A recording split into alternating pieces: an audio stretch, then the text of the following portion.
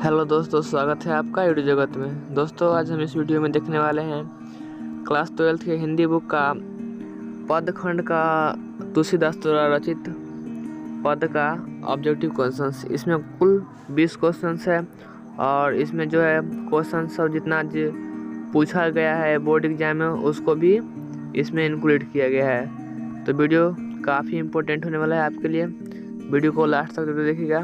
इसमें 20 क्वेश्चन है, ज़्यादा वीडियो लॉन्ग नहीं होगा, छोटा ही वीडियो होगा, लेकिन बहुत ही इम्पोर्टेंट होने वाला है।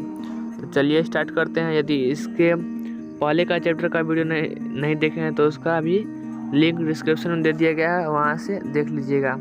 तो चलिए स्टार्ट करते हैं। हम पहला क्वेश्चन है, तुलसीदास किस काल के कवि हैं? तो तुलसीदास किस काल के कवि है? ऑप्शन ए है भक्ति काल, ऑप्शन बी है आदि काल, ऑप्शन सी है रीति काल, ऑप्शन डी है आधुनिक काल। तो तुलसीदास किस काल के कवि हैं? तो यह जो है भक्ति काल के कवि हैं। ऑप्शन नंबर ए सही आंसर हो जाएगा। दूसरा नंबर क्वेश्चन है, तुलसीदास के दीक्षा गुरु कौन थे? तुलसीदास के दीक्षा गुरु कौन थे? नरहरि दास थे। कौन थे? तो नरहरि दास। ऑप्शन नंबर बी जो है इसका सही आंसर हो जाएगा। तीसरा नंबर क्वेश्चन है, तुलसीदास के बचपन का नाम क्या था? ऑप्शन ए है राम बोला, ऑप्शन बी है श्याम बोला, ऑप्शन बी है राम बोला, ऑप्शन सी है हरि बोला और ऑप्शन डी है शिव बोला। तो तुलसीदास के बचपन का नाम क्या था? तो ऑप्शन ए राम बोला था। तुलसीदास के बचपन का नाम क्या था? तो राम बोला था। यदि आप पहली बार चैनल पर आए हैं तो चैनल को सब्सक्राइब जरूर कर दीजिएगा, क्योंकि इस तरह के वीडियो आपको मिलते ही रहेंगे। चौथा नंबर क्वेश्चन कहता है, तुलसीदास डैश कवि है? ऑप्शन ए है रहस्यवादी, ऑप्शन बी है समन्वयवादी, ऑप्शन सी है आलोचक और ऑप्शन डी है इनमें से कोई नहीं। तो तुलसीदास समन्वयवादी कवि है। कौन है? तो यह जो है समन्वयवादी कवि है।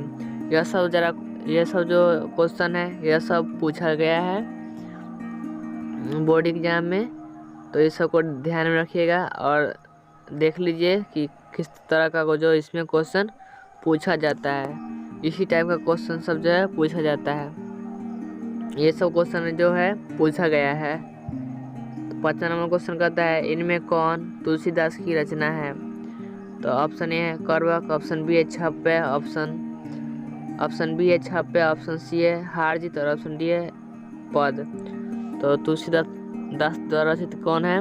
तो है पद है। और एक पद है जो सूरदास द्वारा भी रचा गया है। तो ये दोनों का नाम जो है पदे है। छठा नंबर क्वेश्चन देखते हैं, तुलसीदास का जन्म कब हुआ था? तो तुलसीदास का जन्म कब हुआ था? 1543 में हुआ था। ऑप्शन नंबर ए जो है इसका सही आंसर हो जाएगा। अगला क्वेश्चन 7 नंबर, तुलसीदास किस शाखा के कवि है? ऑप्शन ए है प्रेम मार्गी, ऑप्शन बी है कृष्ण भक्ति धारा और ऑप्शन सी है राम मार्गी, ऑप्शन डी है इनमें से कोई नहीं। क्या? तो इनमें से कोई नहीं। तो इसका सही आंसर क्या हो जाएगा? ऑप्शन नंबर सी राम मार्गी है। यह कौन है? तो राम मार्गी कवि है। 8 नंबर क्वेश्चन कहता है, तुलसीदास के शिक्षा गुरु कौन थे?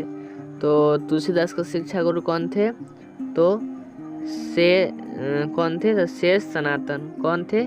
शेष सनातन। और ये जो है शिक्षा गुरु थे।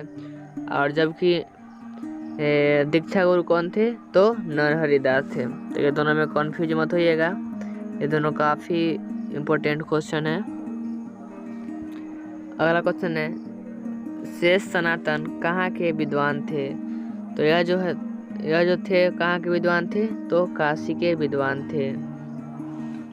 ये सब को ध्यान में रखिएगा, ये सब काफ़ी इम्पोर्टेंट जो है ऑब्जेक्टिव सब है और इतना से ज़्यादा नहीं आने वाला है एग्जाम में।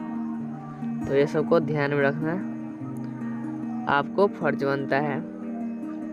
10वां नंबर क्वेश्चन कहता है, नरहरि दास कहाँ के वासी थे? तो नरहरि दास कहाँ के वासी थे?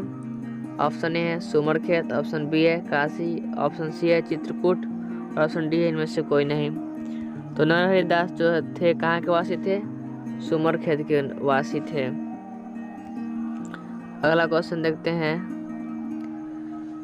तुलसीदास का निधन कब हुआ था? ऑप्शन ए है 1543, ऑप्शन बी है 1544, ऑप्शन सी है 1545 और ऑप्शन डी है 1623। तो तुलसीदास का जो निधन कब हुआ था? 1623 ईस्वी में हुआ था तुलसीदास का निधन, यानी वह 1623 ईस्वी में मर गए थे। 12 नंबर क्वेश्चन कहता है, तुलसीदास का स्थायी निवास कहाँ था? तो तुलसीदास का स्थायी निवास कहाँ था? काशी में था। ऑप्शन नंबर ए जो है इसका सही आंसर हो जाएगा। अगला क्वेश्चन है, निम्न में कौन तुलसीदास द्वारा रचित है या तुलसीदास की रचना है? तो ऑप्शन ए है गीतावली, ऑप्शन बी है रामचरितमानस, ऑप्शन सी है विनय पत्रिका और ऑप्शन डी है इनमें से सभी। तो तुलसीदास द्वारा रचित इसमें कौन कौन से है? तो ऑप्शन नंबर डी जो इसका सही आंसर हो जाएगा, क्योंकि ये तीनों जो है तुलसीदास द्वारा रचित है, गीतावली, रामचरितमानस और विनय पत्रिका, इसलिए इसका सही आंसर क्या हो जाएगा? डी, इनमें से सभी। तुलसीदास की यह जो है सारी रचना है। अगला क्वेश्चन 14 नंबर, तुलसीदास ने कितने वर्ष तक काशी में रहकर शिक्षा ग्रहण किए थे? तो तुलसीदास जो है 15 वर्षों तक काशी में रहकर शिक्षा ग्रहण किए थे, इसलिए इसका सही आंसर क्या हो जाएगा? ऑप्शन नंबर बी, 15 वर्ष। अगला क्वेश्चन 15 नंबर क्वेश्चन कहता है, तुलसीदास अपनी करुण कथा को किसके माध्यम से राम के चरणों में भेजना चाहते हैं? तो यह जो है सीता के माध्यम से अपनी करुण कथा को राम के चरणों में भेजना चाहते हैं। ऑप्शन नंबर बी जो है इसका सही आंसर हो जाएगा। अगला क्वेश्चन 16 नंबर कहता है, तुलसीदास ने अपने पद में अम्ब संबोधन किसके लिए किए हैं? तो तुलसीदास ने जो है अम्ब शब्द का संबोधन अपने पद में किसके लिए किए हैं? तो सीता के लिए किए हैं। ऑप्शन नंबर बी जो है इसका सही आंसर हो जाएगा। अगला क्वेश्चन 17 नंबर क्या कहता है, प्रथम पद में तुलसीदास ने अपना परिचय किस प्रकार दिया है? प्रथम पद में तुलसीदास ने अपना परिचय किस प्रकार दिया है? ऑप्शन ए है दीनहीन, ऑप्शन बी है मलिन, ऑप्शन सी है दुर्लभ और ऑप्शन डी है इनमें से सभी।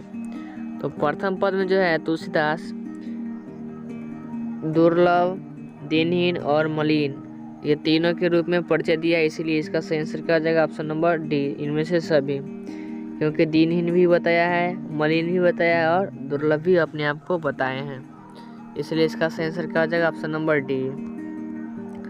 18 नंबर क्वेश्चन कहता है,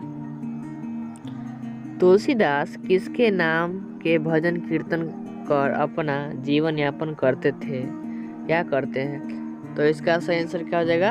ऑप्शन नंबर ए, राम के जो है नाम के भजन कीर्तन कर वो अपना भजन कीर्तन करते थे। अगला क्वेश्चन 19 नंबर, तुलसीदास के पत्नी का नाम क्या था? तो तुलसीदास के पत्नी का नाम क्या था? रत्नावली थी। का? रत्नावली। अगला क्वेश्चन है 20 नंबर और इस वीडियो का जो है लास्ट क्वेश्चन है, रत्नावली किसकी पुत्री थी? रत्नावली किसकी पुत्री थी? तो ऑप्शन नंबर डी जो है इसका सही आंसर रहेगा, दीनबंधु पाठक की पुत्री थी रत्नावली। तो यह था 20 most important objective question Tulsidas द्वारा रचित पद का। तो यह सब को ध्यान में रख लीजिएगा, और यदि इसका PDF चाहते हैं तो इसका PDF टेलीग्राम का चैनल पर मिल जाएगा, और जिसका लिंक डिस्क्रिप्शन में दे दिया गया है, वहाँ से इसको डाउनलोड कर सकते हैं। और इसके जो पहले का चैप्टर है उसका यदि नहीं देखे हैं तो उसको भी ज़रूर देख लीजिएगा, क्योंकि उसका लिंक डिस्क्रिप्शन में दे दिया गया है, जिसको आपको खोजने में थोड़ा भी कठिनाई नहीं होगा, इसलिए आप उसको देख ले। और गद्दे खंड का जो है उसका भी देखना चाहते हैं तो उसमें भी कितना भी 7 से 8 वीडियो बनाया गया है ऑब्जेक्टिव का, तो उसको भी देख लीजिएगा और आगे भी बनेगा, इसलिए आप चैनल को सब्सक्राइब कर लीजिएगा, क्योंकि यदि आएगा वीडियो बनावे तो आपको नोटिफिकेशन मिल जाए। तो मिलते हैं अगले वीडियो में, तब तक के लिए धन्यवाद।